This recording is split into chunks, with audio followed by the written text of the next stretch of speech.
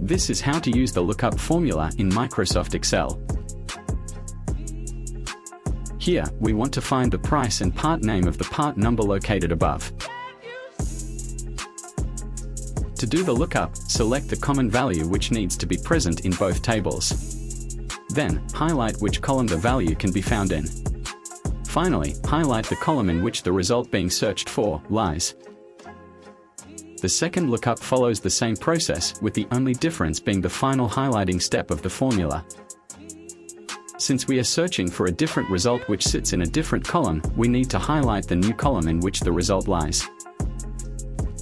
Now the lookup formula is complete. If we change the part number, the price and part name will automatically change as shown above.